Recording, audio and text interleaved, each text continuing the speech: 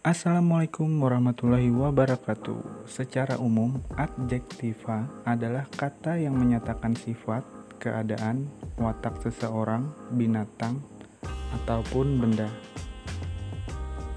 Dalam sebuah kalimat, kata sifat berfungsi sebagai penjelas subjek, predikat, dan objek.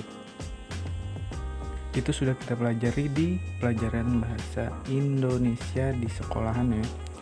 Kata sifat adalah kata-kata yang dapat diikuti dengan kata keterangan sekali atau sangat, sama dengan bahasa Banjarnya banar atau liwar, serta dapat dibentuk menjadi kata ulang berimbuhan gabung, se dan nya. Kalau bahasa Indonesianya se, bahasa Banjarnya sa. Nah, sekarang kita contohkan dalam bahasa Banjar. Oke, kita mulai. Contoh 1, cantik.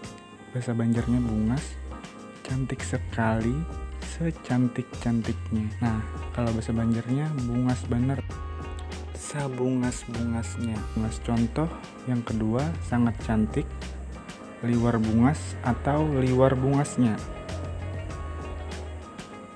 Contoh 3, pandai sekali atau sepandai-pandainya. Bahasa Banjarnya pintar benar atau sepintar-pintarnya. Sangat pintar, liwar pintar atau liwar pintarnya. Baik, sampai di sini dulu ya. Kalau teman-teman belum paham, silahkan tanyakan di komentar ya.